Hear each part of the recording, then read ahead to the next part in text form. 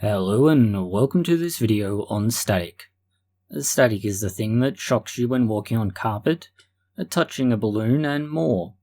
It is really an example of electrical discharge, and it's not so different to touching the two ends of a battery circuit at the same time, although there is something of a distinction. Static is a little more complicated than just a battery with a circuit, but that is a very simplified explanation if it's easier to understand initially. What you need is an imbalance of electrical charge within or on two different surfaces, ideally two different materials as well. Because the charge can move down gradient or away from its higher concentration, that's the discharge, or electrical current. In order to get static though, you need a few things, and not only the right circumstances but the right materials. Not all materials are suitable.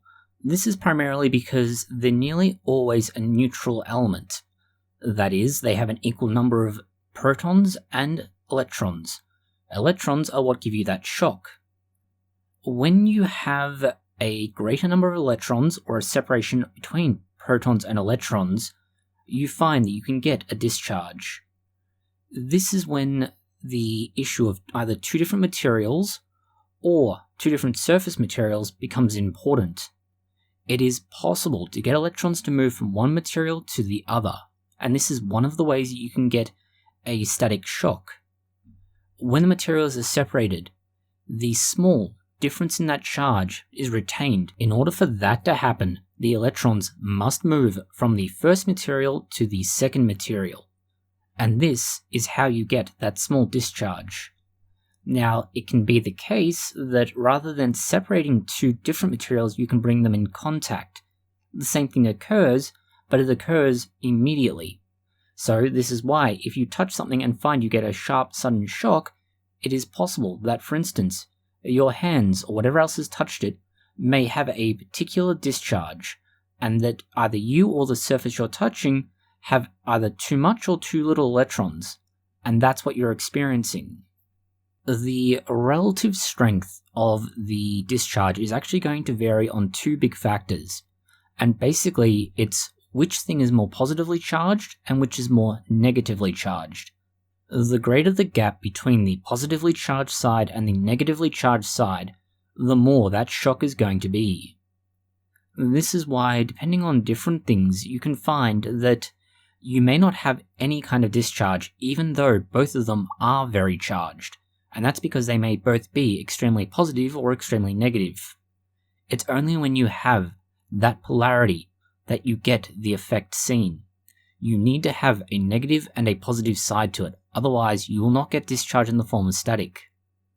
The actual experience of being hit by static is actually not entirely a case of the shock causing damage itself. Rather, it has more to do with the way the nerves in the human body are able to work.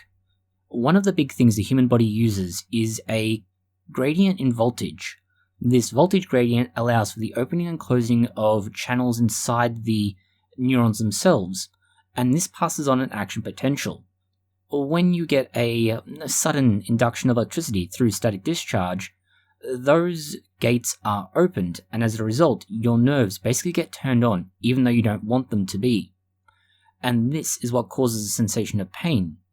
And to some extent, it's exactly the same way as someone being tased experiences great pain. Their nerves are basically overloaded.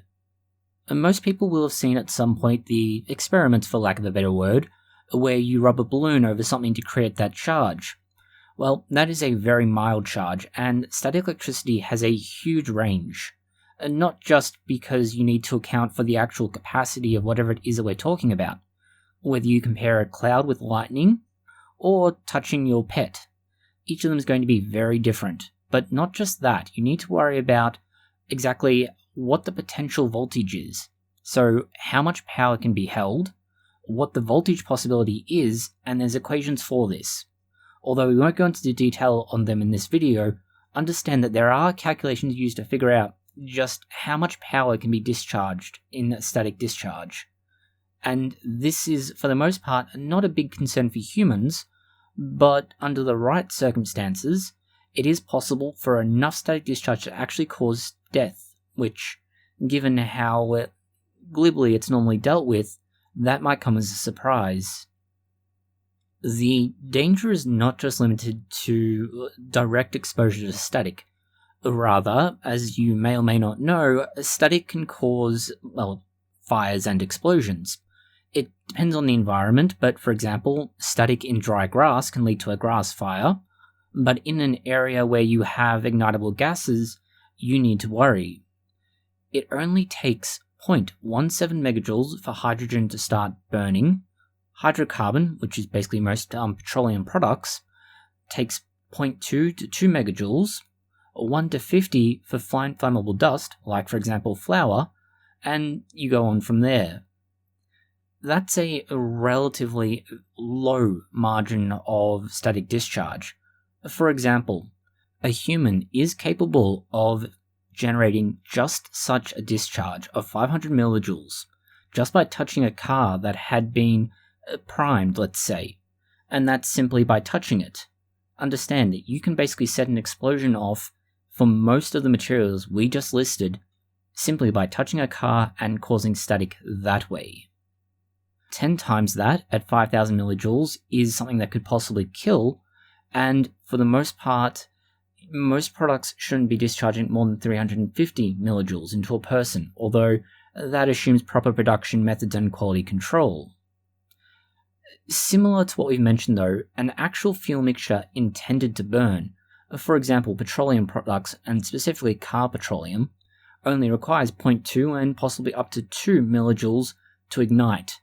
And when you combine that fuel, the small static discharge, and air, you have fire, and if you're really unlucky, the much quicker explosion.